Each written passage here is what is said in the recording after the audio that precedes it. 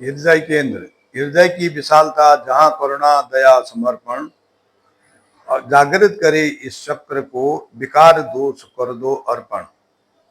अर्थात ये मेरी स्वरचित रचना है। ये इसमें कहने का अर्थ ये है कि हृदय केंद्र जो एक चक्र है, आध्यात्मिक ऊर्जा का एक केंद्र है, जिसमें आप संसार को प्राप्त कर लोगे और संसार आपको प्राप्त कर लेगा। यह ऐसा चक्र है। माँ शारदे को नमन। साहित्यिक सचेतना के सभी प्रबुद्ध रचनाकारों, साहित्यकारों, सनातन प्रेमियों, श्रोता, दर्शकों को यूट्यूब चैनल के द्वारा साहित्यिक सचेतना की ओर से राय सिंह भंडारी द्वारा हार्दिक अभिनंदन। हम आपके सामने नित नई प्रस्तुति और के लेकर के उपस्थित होते हैं, जिससे कि सनातन धर्म का प्रचार प्रसार हो सके और आपको नित नई जानकारी मिल सके। तो आज के निर्धारित विषय को लेकर के हम आपके सामने प्रस्तुत हुए हैं। आज का विषय है हृदय केंद्र। हृदय केंद्र का सामान्य संक्षिप्त परिचय है कि आध्यात्मिक ऊर्जा केंद्र के चार प्रमुख चक्र मूलाधार केंद्र, नाभि केंद्र, हृदय केंद्र और आज्ञा चक्र में से एक महत्वपूर्ण चक्र है हृदय केंद्र, जिसमें हृदय स्पर्शी भावनाएं, करुणा, ममता, दया, सेवा, समर्पण, सहायता जैसे बहुमूल्य भाव छिपे रहते हैं। लेकिन केवल उन्हें जगाने की कला, उनको जगाने की अभ्यास होना चाहिए, जिससे कि यह जात यह मनुष्य जो है मानव से देव बन जाएगा। तो इसको एकलौक कथा के द्वारा में जाना जा सकता है। तो बहुत प्राचीन समय की बात है कि हमारे भारतवर्ष में एक गांव अंतपुर होता था। अंतपुर नाम का राज्य था, लेकिन नाम के विपरीत वहाँ के लोग अपने अंतपुर के नाम से विपरीत थे, यानी उनका काम विपरीत था। अर्थात अपने अंतःकरण में झांकने वाला एक बुजुर्ग के अलावा कोई न था। उस गांव के लोगों में कोई दया, संतोष, सहायता, प्रेम की भावना नहीं थी। तो एक बार जो है एक महात्मा उस गांव में पधारे, लेकिन किसी ने भी उन महात्मा का यथोचित सम्मान नहीं किया, न तो आदर किया।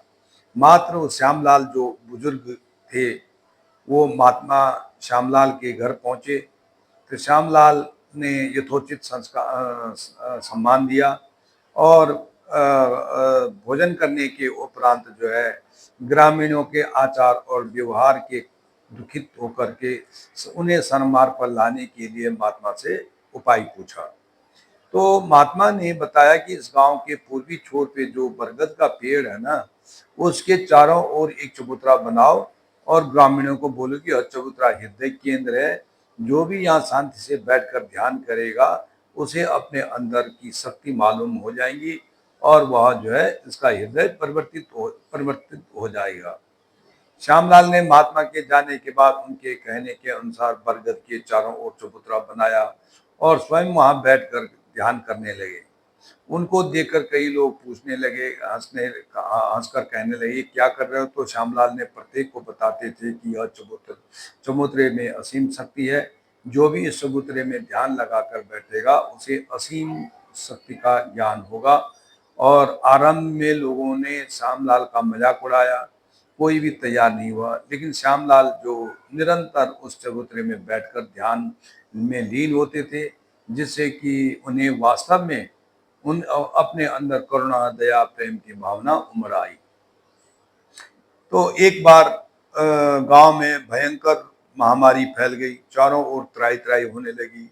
लोग अपने अपने जीवन को बचाने के चक्कर में किसी दूसरे की चिंता नहीं कर रहे थे और इसी भागदौड़ में किसी को कुछ भी सहायता नहीं मिल पा रही थी।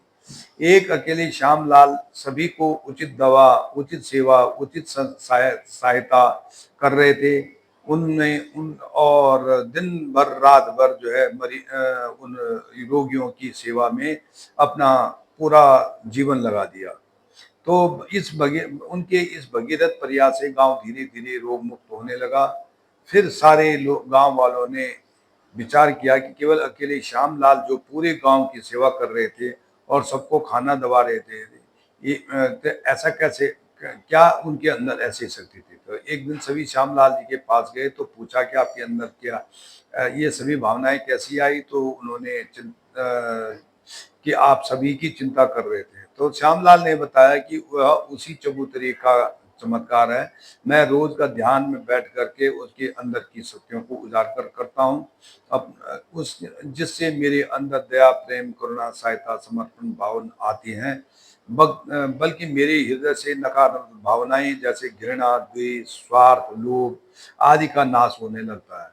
तो मैं जब तुम लोगों को इस स्थिति में देखता हूँ तो मुझे तुम्हारे आचरण और व्यवहार याद नहीं रहते, बल्कि मेरे हृदय में बसी दया, प्रेम, सहानुभूति मुझे यह सब करवाती है। श्यामलाल की बातों से प्रभावित होकर लोग धीरे धीरे उस चबूतरे में आने लगे।